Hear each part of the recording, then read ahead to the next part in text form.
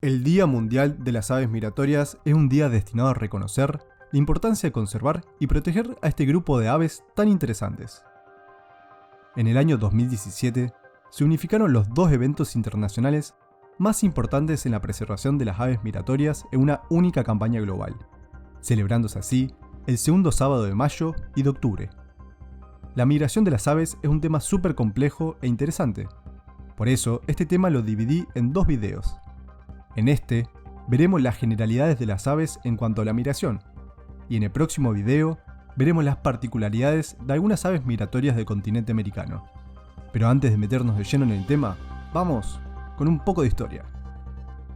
Desde la antigüedad, muchas culturas habían notado que algunas aves desaparecían y estas desapariciones estaban fuertemente marcadas por las estaciones.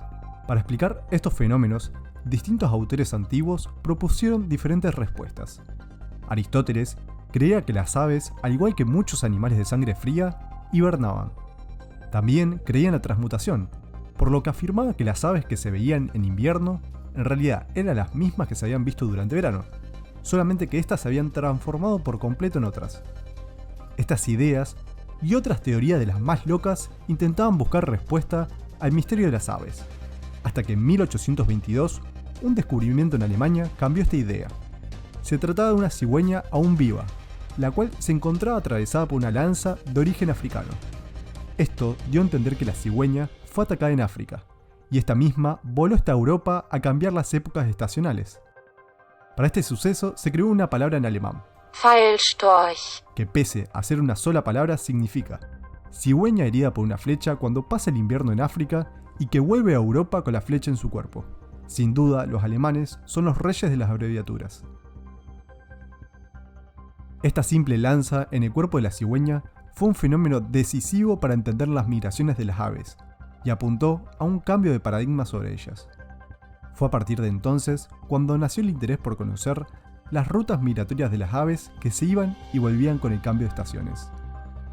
Pero, ¿todos los desplazamientos de las aves son migraciones? Claramente no.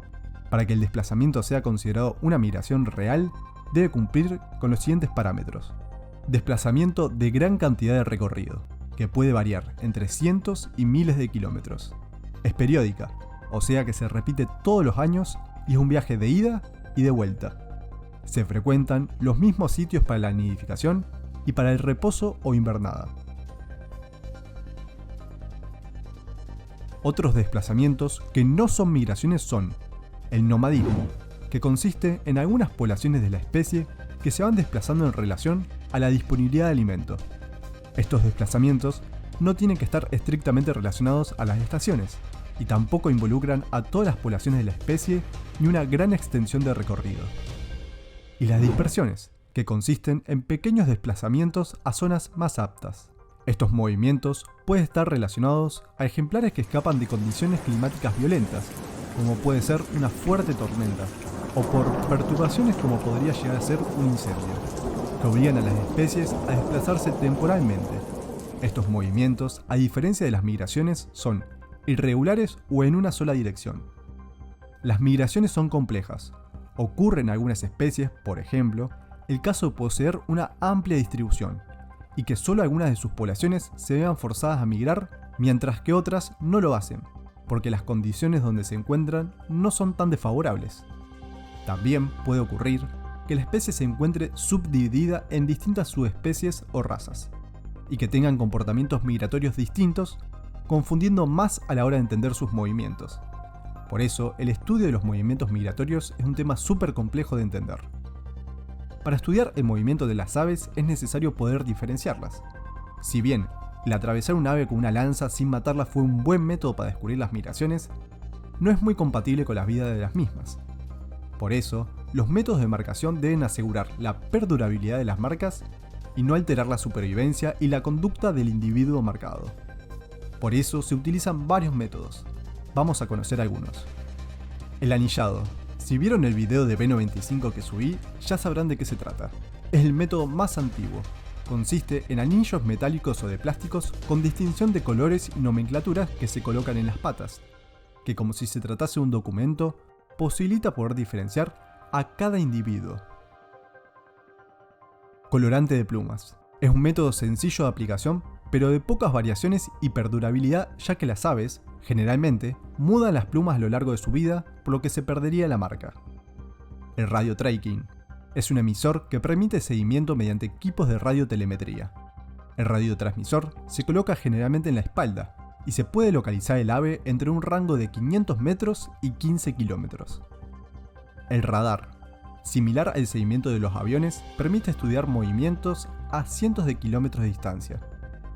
También se está usando mucho últimamente el seguimiento satelital, el cual se realiza con emisores especiales que permiten obtener datos anuales, así como el seguimiento por GPS que registra todos sus movimientos de forma permanente. Mucho de lo que se conoce de las migraciones se debe al anillado de más de 100 millones de aves. La migración entre las Américas sigue 3 posibles rutas: la de Centroamérica, la del arco de islas pasando por Puerto Rico, República Dominicana y Cuba, y la del océano, una de las más extenuantes de todas, donde las aves, agotadas, se posan por cientos en los barcos que navegan esas aguas para recuperar sus fuerzas y seguir enfrentando las inclemencias del océano. Entre Europa y África, en cambio, las rutas migratorias se concentran por Gibraltar, Cilicia y Oriente Medio. La época de migración está claramente establecida y acoplada a los ritmos fisiológicos internos anuales. Las aves sufren cambios con la duración del día, las variaciones del clima y el ciclo reproductivo. Esto ocasiona un estado de hiperactividad llamado inquietud migratoria, donde se encuentran intranquilas y duermen poco. Comen en exceso y acumulan grasas en los músculos pectorales, el dorso y el abdomen, las que serán usadas como combustible para el viaje. Durante la migración no se detienen a comer lo suficiente y pierden hasta la mitad de su peso. Hay casos extremos como la del aguilucho langostero, un caso que vamos a ver en detalle en el siguiente video, conociendo todos sus secretos en su enorme travesía por todo el continente americano, atravesando desde Canadá hasta Argentina. Las migraciones de largo recorrido son las latitudinales, orientación norte-sur, como la que comentaba recién, de aves que en América, como mencionamos, pueden usar las 3 posibles rutas: la de Centroamérica, la del arco de islas y la del océano. En Sudamérica, muchas de las especies que crían en el sur del continente migran más al norte durante el invierno, en lo que es una migración latitudinal de corta distancia. Y las migraciones longitudinales son realizadas en dirección este-oeste u oeste-este.